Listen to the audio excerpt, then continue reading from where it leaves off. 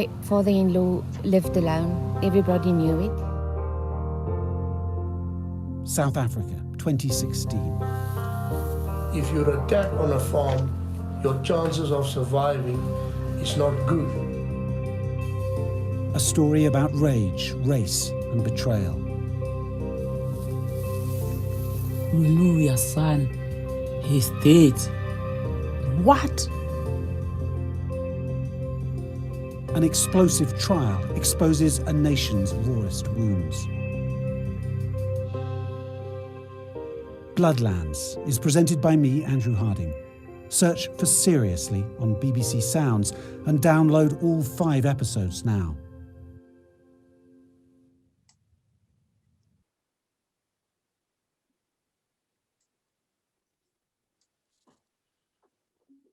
Look, good evening and welcome to tonight's talk focusing on the post-apartheid South Africa.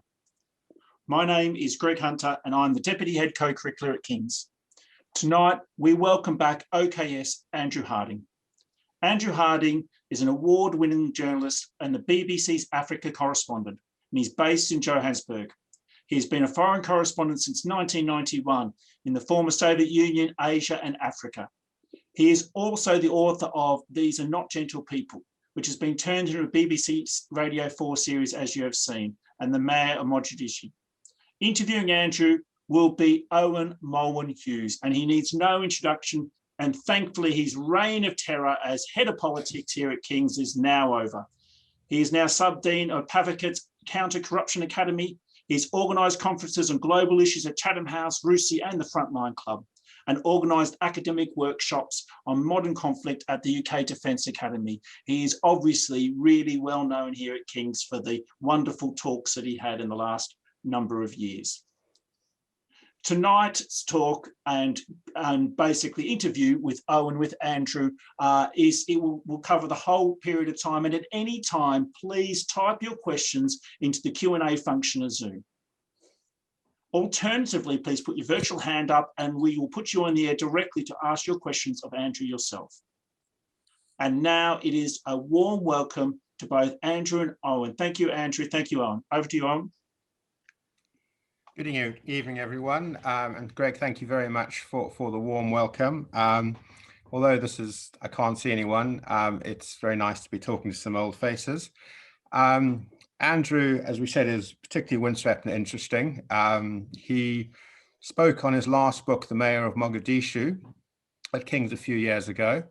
He is, I suppose, one of King's more illustrious alumni.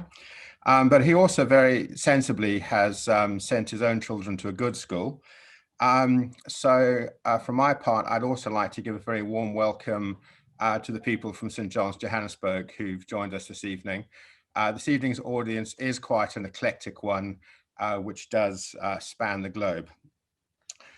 The picture we saw just before we began was the most innocuous scene, straight from the Platteland in South Africa. Parys couldn't be further from the sophisticated Paris that it derives its name from. But there's a very typical scene, a blue sky, parched grass, and yet this becomes the background for some horrendous events. So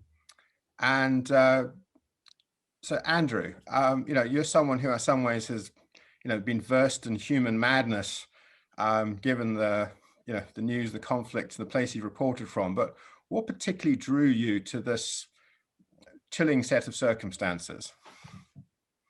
Owen, thank you very much for that introduction, and hello everybody from autumnal dark Johannesburg, the nice heartland of South Africa. I know everyone knows Cape Town, but I always felt that Joburg has a sort of grittier, earthier honesty about it. And I suppose the reason I picked this story back in January 2016, and as you say, the death of 2 black farm workers who were chased to that corner of an empty field in the Free State, a vast area in the central highlands of South Africa, and were beaten close to death and then died a few hours later. The reason I chose it was that I'd been covering the Oscar Pistorius trial, ad nauseam, and had found it fascinating in some ways and spent a lot of time looking at it, and was reminded quite how revealing a real murder trial can be. And yet the Pistorius case,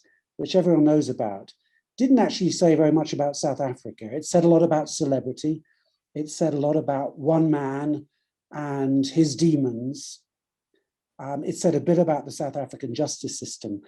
But after covering that, I was looking for another kind of true murder drama that I could turn into a novel. And I had in the back of my mind, I had In Cold Blood, Truman Capote, a book that I'd studied and written dissertations on at university, and had always seen as sort of the classic of the genre. You know, how do you turn a true murder story and journalism into a work of kind of non-fiction, but a novel? And I stumbled upon this case, which in some ways was very dramatic, but in a country as violent as South Africa, where these kind of incidents happen all the time, not that many people noticed it. There's another murder like it that crops up every month or two. But I decided early on to go down and investigate this case, to stick with it. And I stuck with it for about 4 years on and off, as the murder case turned into a trial, and the trial dragged on and on and on. And in fact, it's still going, even though there's been a verdict, there's been no sentencing.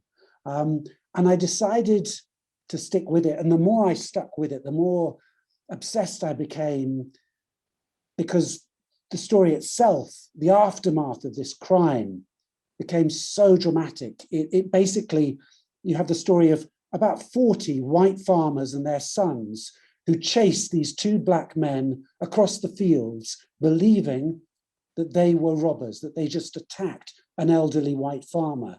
They caught the 2 men, they beat them, they tortured them, and ultimately the 2 men died. But soon afterwards, the families, these white farming families who are so powerful in the commercial farms across South Africa, a commercial farming industry where white farmers still dominate almost exclusively. These farmers started to turn on each other, families, relatives turning against each other, betraying each other, as the pressure to convict some of them for murder grew more and more intense. And I just became, I guess, hooked on a story that I thought would, and I think did, say an awful lot about what's going on with race relations here in South Africa, 20, 25 years after the Mandela rainbow miracle, about the infrastructural rot, the corruption here, and the poverty and the inequality, and the sense amongst poor Black communities that they've been left behind by the dream of that rainbow nation.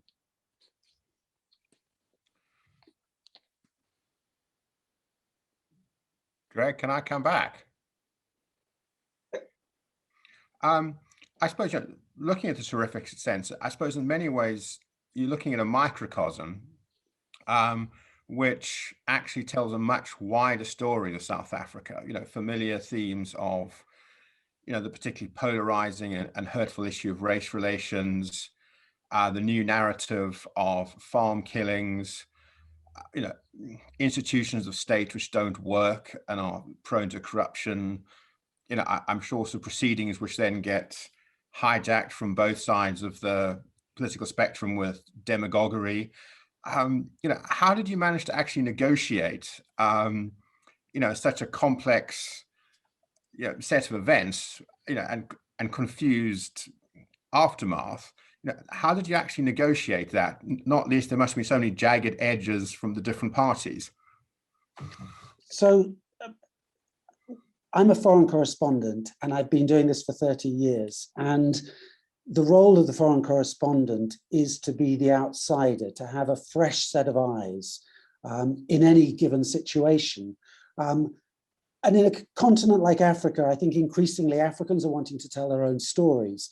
But I've always argued very strongly and in a self-interested way that actually the outsider really does have a role. And I think particularly in a small community like I stumbled on in this small farming town, a lot of people, first of all, scratched their head and was like, who is this outsider, this Englishman? Why is he interested in this? But over time, and I had these 4 years on and off, the privilege of being able to go down and really focus, people started to realize that I didn't have an agenda, that I was there just to listen, that I was talking to all sides, and I would do this kind of choreography outside court every day. Over the years, I would go to each group, the white defendants, the white people who turned state witness, who betrayed their relatives, the black families and their relatives, the prosecutors, the police, the court officials, and I would circulate to try and prove to everybody that I didn't have an agenda, that I really just wanted to tell this very complicated, very painful story from all sides. And over time, I think people, enough people to make it work, realized that it was actually quite helpful for them often to unburden themselves,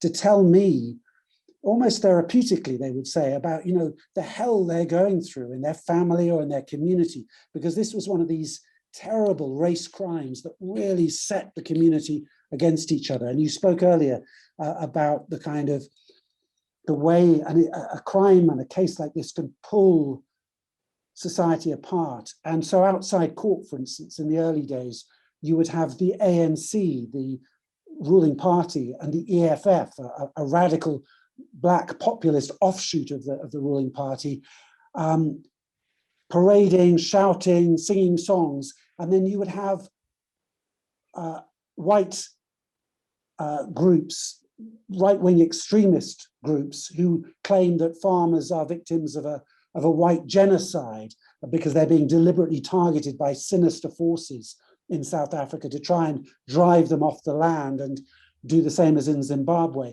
They would come in groups, and you would have these opposing forces separated by barbed wire, by police dogs, screaming at each other. And actually, for a time, I was a bit worried that that was going to dominate the whole case, because those two groups don't really represent, and that anger, they don't really represent the truth about South Africa. They're the extremes. I was much more interested in the reality of a community trying to grapple with the truth of what really happened. And I think that made for a much more interesting book. On that note, we talk about sort of truth, what happened. You know, if I suppose every crime, you know, has a genesis, and you know what happened there obviously ties in with a series of events in the local community which boil over and then have horrible consequences. So, you know, what particularly led to that sort of fateful moment? Very complicated. So you have this white community, 52 farms in the local commercial farmers union around Paris, all of them white owned. 20 years of farm reform, big projects, big plans have come to nothing. There's been very little progress in this area in transforming the land, in developing black farmers, commercial farmers. It's been a failure, and there are many people to blame for that, particularly the government, but not only the government. So you have white farmers now living in wealthy isolation out on these commercial farms, and they are scared. They are scared of crime because they have money, they have guns, and they are surrounded by an increasingly desperate, increasingly impoverished black population who see these farmers as very wealthy, white or black. I don't think this is predominantly a racial issue, although I think that's part of it. They see these commercial farmers as rich, as people with cash, as people with guns. And so there are very violent attacks and robberies. The whites believe that they're being targeted. They feel very vulnerable. And when one of the older farmers, an elderly gentleman called Ludi van der Westhuizen, had some sort of confrontation late in the afternoon with two black men who he discovered at his doorstep, everything spiraled out of control. The white farmers were convinced these two men had come to rob him, probably to kill him. And when an alarm button was pressed and 40 farmers, white farmers, rushed to the scene, they were bent on revenge. They had in their minds images of torture, of horrific crimes against their fellow farmers. And so when they found these two black men, the racism, the hatred, the frustration, the anger, it all came out. And they tortured brutally, young and old white farmers tortured these two men for many hours. And eventually they died a few hours later. The white farmers insisted, well, we just arrested these guys. Of course, we roughed them up, but that was an end to it. They got what they deserved. The black community said, hang on, no, these two men were farm workers. They'd gone to ask the old man for wages that they were owed. There was a dispute, perhaps, but what on earth justified their torture and their brutal beating that led to their death? You've mentioned there's a sort of a wide, in terms of the response, there's a sort of wider narrative of, farm murder and a lack of justice from one side. But what really sort of fired the sort of specific anger, which became so pointed and so, prolonged in this particular case? Well, I think I sort of touched on some issues. I think racism is an issue. I think fear and frustration amongst the white community. And I also think you have to recognize that South Africa is a brutalized country. The legacy of apartheid and the legacy of the brutality of that era, for blacks in particular, but also for whites, I think still lives with people today. A lot of people talk about the trauma of those decades of racial apartheid still lingering. And for instance, just for me, stumbling into this community, I met many of the key figures that I met and I came to know. In almost every family, black and white, there was stories of domestic abuse. Domestic abuse crawled out of the woodwork at me in every single household, of women particularly being beaten, being abused. And I mean, it was astonishing to me, the level of violence, the level of frustration and anger that has all sorts of complicated roots. And I'm not going to kind of speculate aimlessly about exactly what caused each individual case, but clearly there's a pattern there. And I think that's a dehumanizing thing that allowed this crowd of white farmers to treat these two men as unworthy of simple arrest, but of just being beaten to death, basically.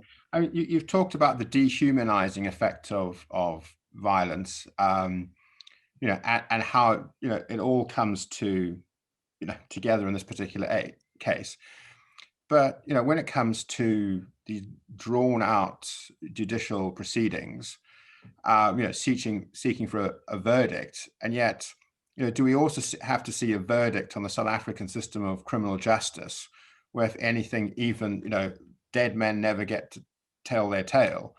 But even in the proceedings, they further dehumanized in the way things go. I mean, I know the judicial systems in many countries work slowly, but here it is ridiculous. Next week, I'm going down to a town called Pietermaritzburg, near to Durban on the coast, where Jacob Zuma, the former president of South Africa, is finally supposed to plead, and he's going to plead not guilty in a corruption trial that dates back to the mid-90s, which is finally, supposedly, going to come to trial.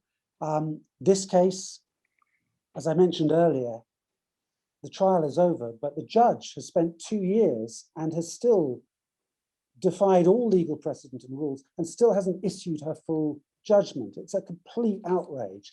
And in court itself, one of the things that really angered me and I think really sort of drove me to continue with the book was the way that Simon Jubeba and Samuel Chicha, the two dead men, were treated, in the sense that the court system, the prosecution and the defense, completely failed to distinguish between the two men. They completely failed throughout the trial to work out which was which. It was a simple thing. I worked it out in the first few months, but the trial never did. They never cared. They turned these two men into these sort of dehumanized pieces of flesh. And I know a trial is about the living, not the dead, but it was remarkable the extent to which that dehumanizing process came to dominate the trial. I suppose, yeah, in any trial, that one of the dictums of law is that it's not just that justice must be done, but that justice must be seen to be done. But when you've got different communities with so many sort of things vested in the outcome, is how is it possible to achieve any sense of justice? And particularly in such an unjust society. I mean, Paris itself, this little town, is an interesting one because it is a bit of a microcosm of South Africa. Even geographically, you have this lovely river that runs along the edge of town, and you have these wealthy golf courses and retirement homes for whites almost exclusively. It's not apartheid, but the fact is that most of them are for white people. Then you have the tourist town just a step back from that. Again, all the business is white owned. Then you have the old Afrikaans, the white Afrikaners in their old traditional town, still there, founded 150 odd years ago. Then beyond that, you have a gap. You have a piece of no man's land, which was constructed deliberately by the apartheid authorities to separate the whites from the blacks. And on the far side of that no man's land, you have the township, as they call it here, the black town, much bigger than the white town, sprawling up a hillside, not nearly as nice, not nearly as wealthy, no trees. And on the edge of that township, you then have the lowest of the low. You have the informal settlements. These are the tin shacks where Simon and Samuel lived, the people who can't afford a house and who literally make their own buildings out of any spare scraps they can get. And they have no claim to the land, no right to the land, no right to their property. And then beyond that, you start to have the commercial farms. First, you have the giant white elephant farm reform projects that have failed. But beyond that, stretching out into the distance across the flatlands, you just have hundreds and hundreds of acres of white-owned farmland. So you have those unchanging geological, geographical constructs that are still there 20, 25 years after apartheid. And that's where so much of the frustration in South Africa comes from. You talked about, I suppose, the victims in this, Samuel and Simon, who dehumanize and, in some ways, their lives are wretched, almost from the beginning to the end. But you also, go further in terms of how this affects their families. And you talk particularly about Samuel's mother, Ruth, and also, despite obviously this focus on this particular event, you basically take the cap off, a much wider sort of sense of just how violence affects a community, looking at gender violence, how, almost physical abuse is just one sort of manifestation of a much deeper emotional abuse, tying in with, just deep-seated humiliation, denigration. So, would you mind sort of just talking about, the wider effects of this, I suppose, on the families? It's a funny thing. Just I talk about this case as a microcosm, but in many ways, and to many people, I think, South Africa is not that place. South Africa is still, when you talk and listen to opinion polls, it's still an optimistic place. Black people more than whites are very optimistic about their country's future. This is still, I live in the suburbs near to the center of Johannesburg, and around me here, increasingly multicultural, increasingly successful, despite 10 years of recession, despite massive government corruption. There are still plenty of things going right here. And so I'm sort of, I know we're on a sort of gloomy topic here and a gloomy version of South Africa. And I think people are right to be gloomy about South Africa in many ways, because I think this has been a lost decade, as the government here itself acknowledges, of corruption, state corruption, of the destruction of institutions to basically to let powerful people get away with that corruption. But yes, in a town like Paris, in the rural areas, things have not changed. And you have, I think, particularly because of that economic slump, the failure of the economic model here for all sorts of reasons. And it's very easy to finger point and just blame corruption, but also to acknowledge the fact that the ANC, when it took power in '94, had this enormous mountain to climb in terms of satisfying the expectations of the Black majority here, and transforming a country after so many years of inequality. But in a town like Paris and in Tumaholi, the township, the Black township, yeah, as you say, you have a mixture of people who are still, I think, drawn to the dream, the Rainbow Nation, the aspirational dream that South Africa can remake itself.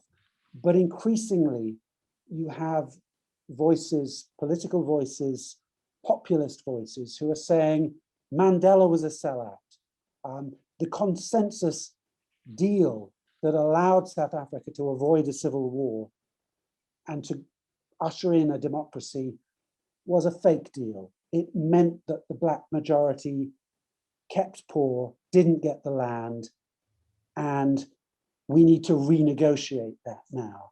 And I think a lot of people are scared by those populist messages, but it's a reckoning that I think South Africa still needs to have. On that, people are beginning to type in questions. Please keep typing them in. Oh yeah, please, and don't just talk about the book. I could blather on endlessly about my book. I'm about to go. I suppose from me again, we've talked about this idea, saying that almost like murder is a national sport. Was talked about how corruption's hollowed things out. But I suppose the one maybe message which comes out of your book is very much that the past is not over, and in many ways, South Africa has almost made an enemy of its future. And the one thing which unites South Africans is almost a pessimism in its future. Is that a fair assessment? Well, no, I don't think so. I think there is a band of white South Africans who are very pessimistic. I think the vast majority of South Africans, as the opinion polls show, do not see race as a particularly troublesome issue and are relatively optimistic still about their prospects. And I am still struck by how warm and lovely people here are, and quite how forgiving and quite how generous, particularly Black South Africans are, given the frustrations and the failures that everyone recognizes here and people laugh about and people are furious about. But this is still it's miraculously wonderful country on many levels, despite the glaring problems. I've got a question here from Sipo Hotsticks and Bluely. 100% of the Black majority population can either converse or understand either English or Afrikaans. How can racial harmony be achieved if less than 1% of the white minority can't even greet in any of the 9 indigenous languages? I did a radio report about this for Radio 4 a year or so ago, and I was astonished by how little, there are 11 languages here, official languages here, I believe. So it is a complicated situation for people to have to choose which Black language they might want to speak. But that doesn't excuse the failure, I think, of white South Africans in particular to embrace Black languages. And I spoke to a lot of Black South Africans in Joburg who told me that they just had always expected that white South Africans would reach out and make an effort to learn their language. And it's very clear to me that the vast majority of white South Africans have not taken that trouble. They may know one word, they may say Kunjani, how are you, but they won't know the response. And I think that is a source of some frustration and disappointment. The Afrikaans community, Afrikaans being the language of those whites who came from Holland centuries ago and settled in the Cape and moved north. They're a slightly different community. Their language is spoken by many Black South Africans as well. It is a complicated mix, but yes, Sipho, I take your point well. I suppose actually moving beyond this a bit, moving north of South Africa, you've been the BBC's African correspondent for some time, which included covering Somalia. I was wondering if you got a few more insights there, because Somalia used to be, I don't know, almost sort of cinema paradiso by the Indian Ocean, with a cosmopolitan culture, drinking coffee made in Gaggio machines left behind by the Italians, and yet it's now almost been turned into, I think you described as the African Stalingrad. So I don't know what your thoughts are. Most probably what's a black hole of governance. Well, Somalia is changing. Somalia has actually just avoided a return to civil war. It's been trying to hold elections, and elections in young democracies are terrible stress tests and can be terribly real ordeals for countries to try and grapple with. And that's been particularly the case in Somalia. But it is making progress. If you stand way back, way back, I think there are reasons to be optimistic. But up close, Mogadishu, I was there in January this year, still very dangerous, very difficult place to operate in. But there's a big chunk of what we consider Somalia called Somaliland. It was the British protectorate in the north along the Red Sea coast. And actually yesterday, it celebrated 30 years of its independence. So Somaliland broke away from Somalia, going, you guys are too chaotic, too anarchic, we're going to do our own thing. And for 30 years, they've been a relatively stable, very energetic, very enterprising democracy. And the outside world has yet to acknowledge them as a properly independent country. They're waiting, they're hoping that Somaliland will become another African country like South Sudan, like Eritrea, two countries sort of newborn nearby. But they haven't got there yet. The outside world is still hoping that Somalia can sort itself out, get beyond the Islamist militancy, get beyond the anarchy. But actually, one of the lessons of Somaliland is that sometimes the best thing that the outside world can do is not intervene. It's a very simplistic version because it's a lot more complicated than that. But actually, all the interventions, the Americans going in, Black Hawk Down, all the money, all the chaos, all the pressure on Somalia to rebuild itself has not worked. It's been a disaster. And yet Somaliland, left to itself, has been a triumph. So there is a, overly simplistic, but there is a message there. I suppose also, I maybe it's unfair to describe you as one of the more slightly unintrusive BBC foreign correspondents, because you're normally wearing a blue helmet, a flak jacket, and your cameraman hasn't been keeping a steady camera in places such as Chechnya, DRC Congo. You reported on the death throes of the Soviet Union. And yet, I suppose the moment we're living in the middle of a pandemic, you went to West Africa and covered the Ebola virus there, which to me is actually more terrifying than, Sniper Ali in Sarajevo. What sort of parallels, or, is there anything, lessons you might have learned or observations you might have met, comparing today's coronavirus outbreak and the Ebola virus in West Africa? It was an extraordinary experience to cover the Ebola virus in Sierra Leone, particularly in Monrovia and in Freetown. I think the difference, and it was very stark for me, and I thought about this a bit, was that it was relatively clear with Ebola that if you took the right steps, you could avoid it. if you stayed a certain distance from people, because it was transmissible by fluid, it wasn't really airborne. You could take precautions, but the main fear for us constantly when we were there was that we would be caught up in some sort of civil disturbance, that there would be crowds, that we would, because there was a lot of suspicion of foreigners, a lot of just deep concern about what was going on and rioting.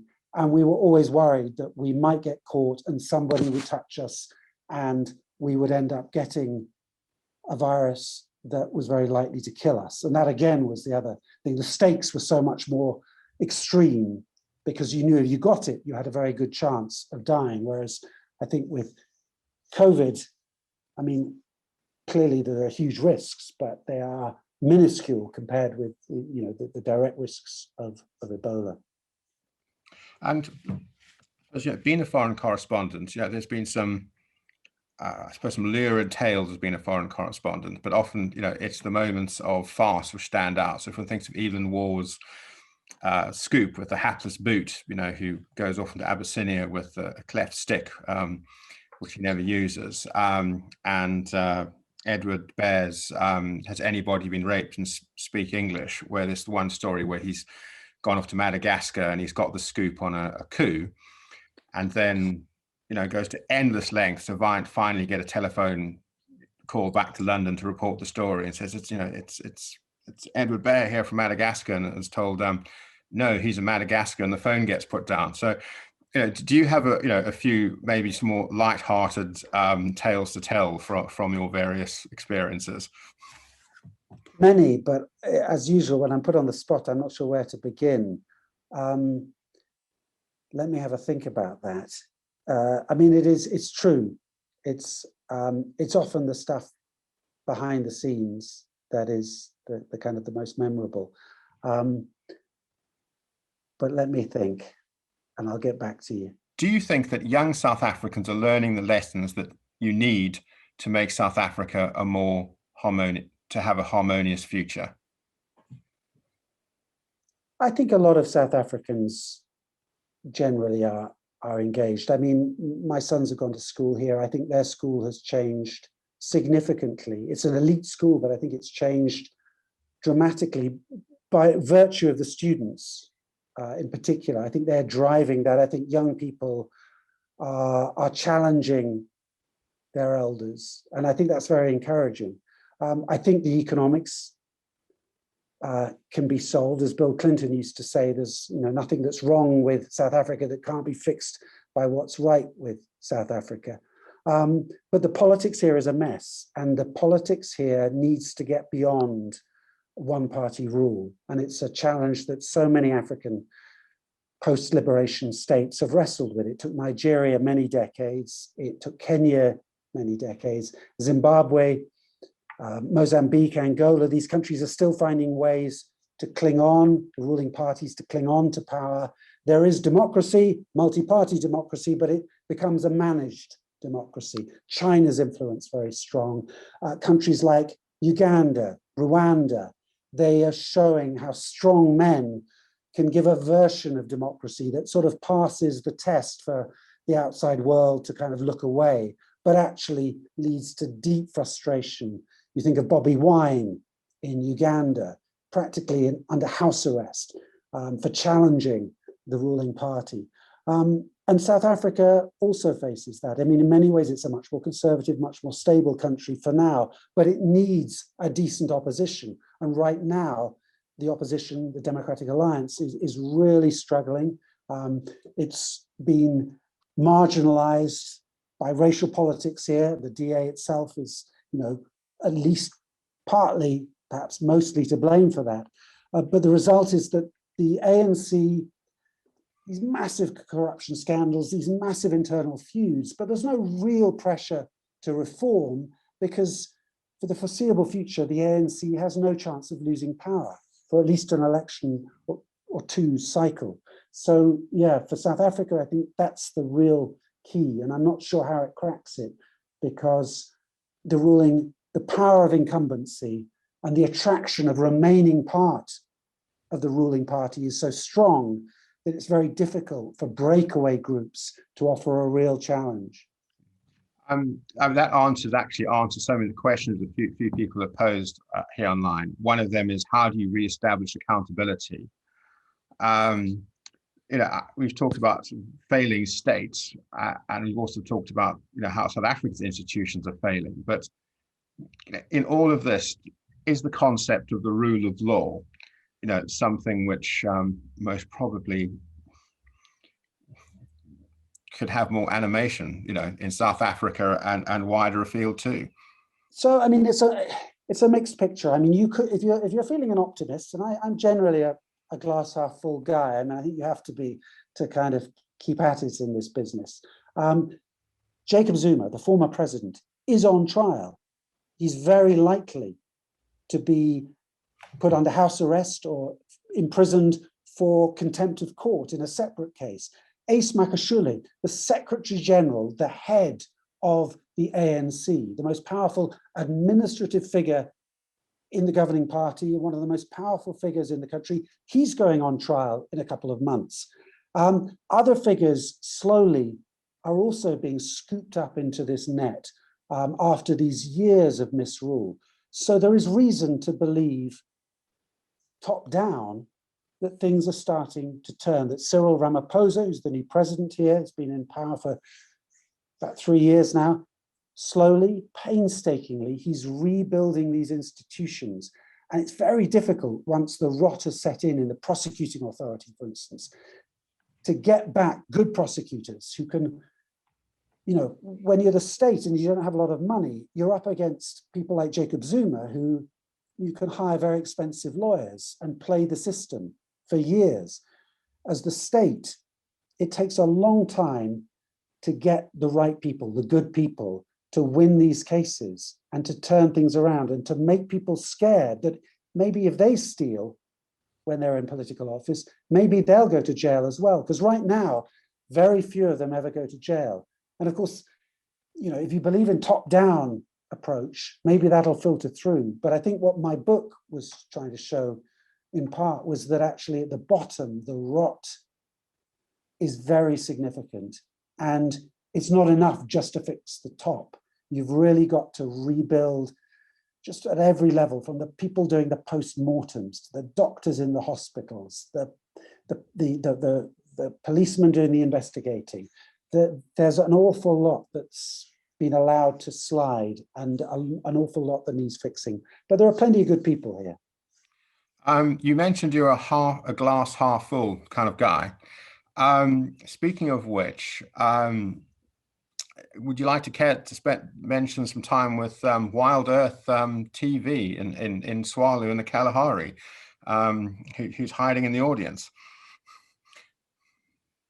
Yeah, so this was a story that I did early on in lockdown, which was to go and film a group of meerkats on the edge of the Kalahari who were being filmed live to be broadcast into people's homes around the world, so they could experience virtual safaris. And clearly a boom business during lockdown as people try to kind of look beyond their sitting rooms. And we got up just before dawn and went down and filmed the people filming the meerkats, who were very, I think, unimpressed by the cameras. But a nice story and a great commercial venture by a man with huge ambition and great joie de vivre. Wild Earth TV, it's available on Freeview in the UK for all watching. And a question from Nigel Lake. So wonderful to hear this perspective from someone I have not seen in a very long time. My question is this: Africa has so much potential, yet there are many contrasts, a lot of unrealized potential. Is there any opportunity in all the technological change currently underway that might unlock that potential? There's plenty. People talk about leapfrogging technology here. So for instance, with mobile phone telephony, in plenty of countries, they never really had landlines, so they didn't stretch far. So mobile phones came in very quickly and very effectively. The same with solar power. You look in Malawi, Zambia, places where, you know, huge chunks of rural communities have no access to the grid. So suddenly solar power can leapfrog, and small local solar power plants can create huge change. There's also, I mean, and this is a source of endless frustration, there is enormous hydroelectric potential just from the Congo River in the DRC. If that was tapped properly, it could feed all of Africa's current energy needs, more than feed them, and export them. But unfortunately, the sort of political chaos in Kinshasa, in the capital there, means that it's never properly been exploited. But there is enormous potential here. And, you know, there are plenty of places where things are going right. And there is a huge youth bulge coming to Africa, a very young population, vast majority of population under 20 or 25. And some people say, oh my God, that's a disaster. But I think properly managed, it's also a huge opportunity. As China's population ages, there is a need for manufacturing. Ethiopia, which is now, of course, experiencing real internal problems, but for many years, Ethiopia had the nous to understand that it could capture that new manufacturing potential and become the new hub for manufacturing for the world. And Africa still has that role potentially to play. But issues like climate change are a huge problem. And the politics, again, like South Africa. South Africa is still building coal-fired power stations because it's got lots of coal, but it's got more sunlight. But the government has blocked and slowed down and fought to control and restrict the solar power revolution that should be driving the country now. And it's so frustrating to see that. And we've got a question here from Joe Monacali. Joe, yebo gogo. Greg, Joe, could you please put your electronic hand up? And Greg, could you please switch Joe on as a panelist so we can actually see him to ask his question, please? And while that's happening, there's another question which you talked about, almost can intervention not work? But where does a foreign correspondent draw the line between upholding their policy of non-intervention and maintaining a potential moral duty to help those in such circumstances? So, you know, maybe reference something like, you know, Kevin Carter and his fateful photograph. Oh, I don't know that story. Kevin Carter? So he was one of the Bang Bang Club and he won the Pulitzer. Oh, yes. Yes, no, I do. Yes, of course. Yeah, with the vulture, yes, in Somalia. So I don't think there is a policy of non-intervention. I don't buy that at all. I think there's a policy of objectivity, but also of truth-telling and of not one side, the other side, you know, useless, pointless balance. I think one has to be objective. I think one has to be principled. But I think we are humans first. And I have certainly, in all sorts of circumstances, in war zones or whatever, acted first to try and do the right thing and help people in difficulty.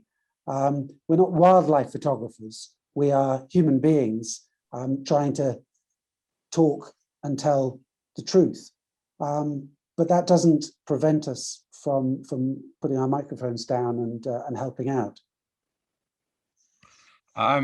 Joe, can you come into visual and ask your question, please?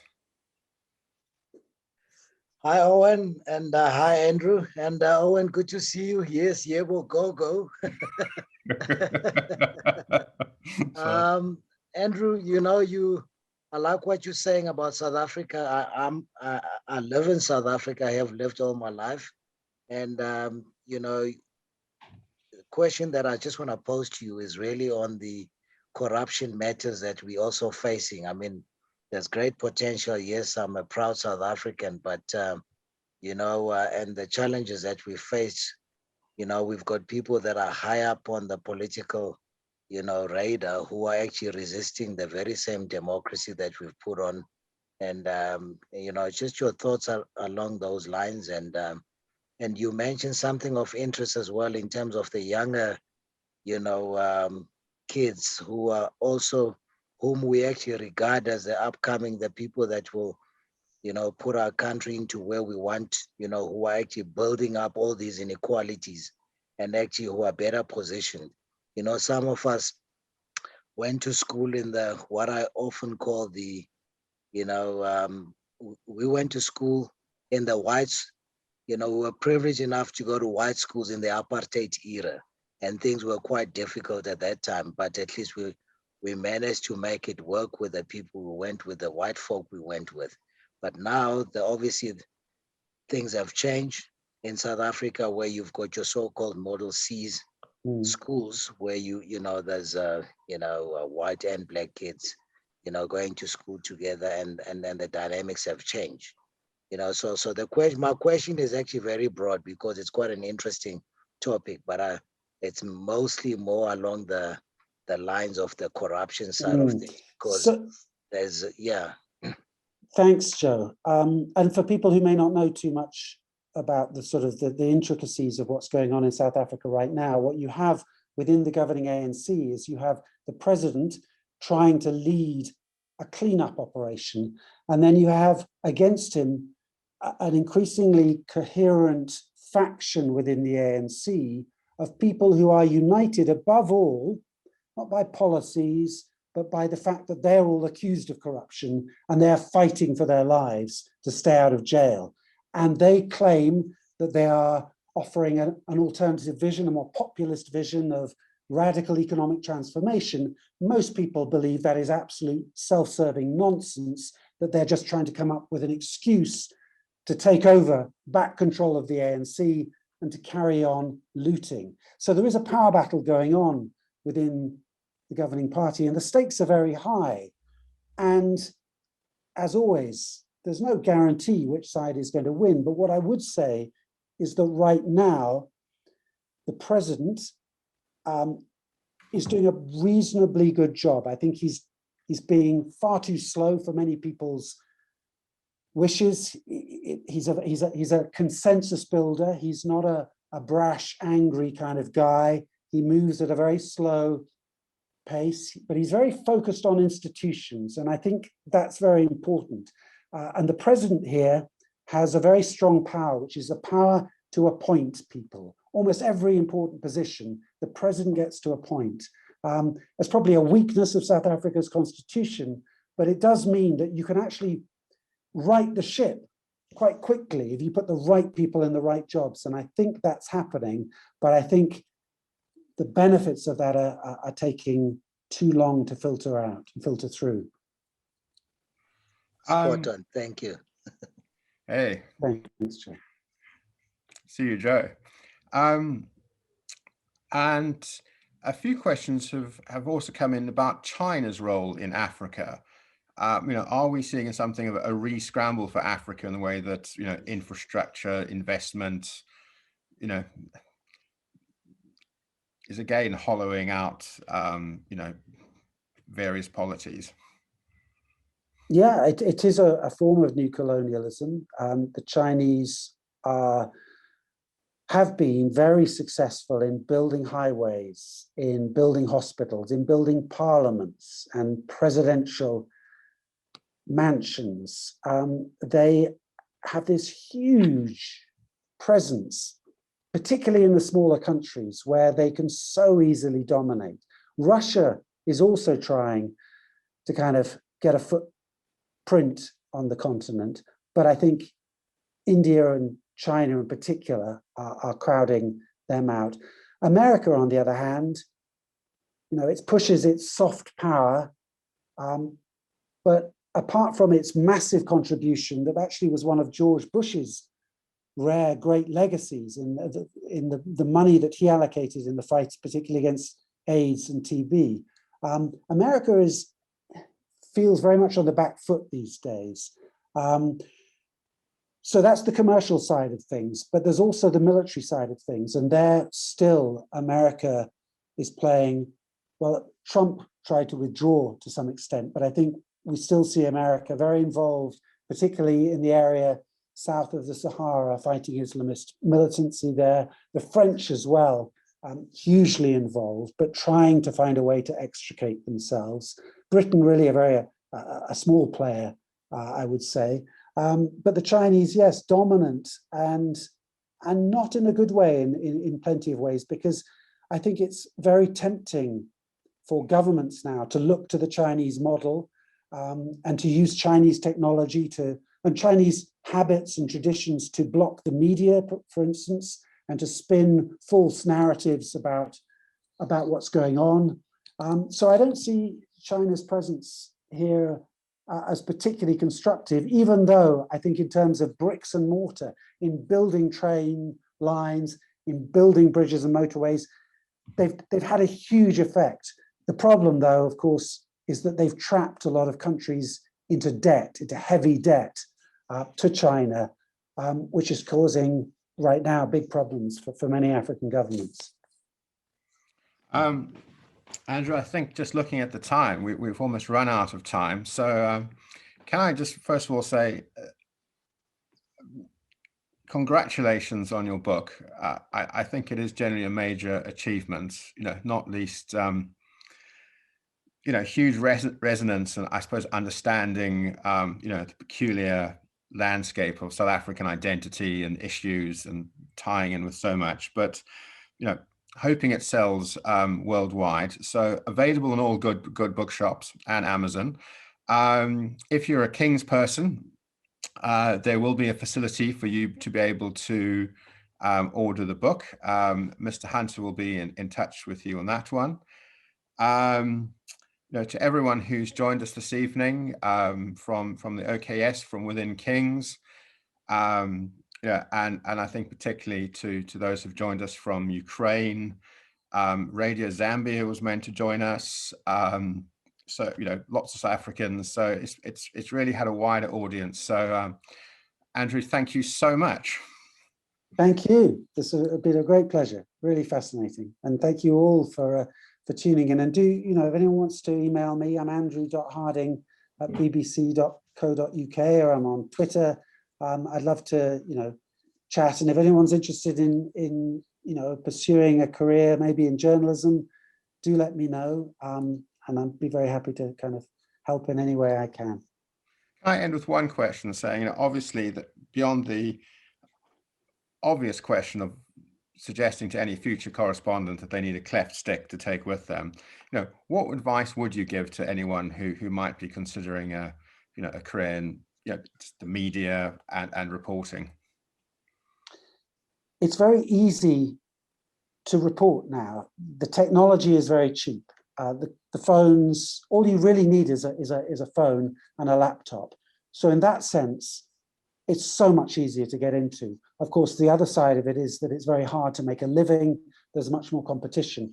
But I can only speak from my own experience, and that is just to go somewhere interesting and to start reporting, because journalism, the great thing about journalism is no one really cares what school you went to, what degree you got.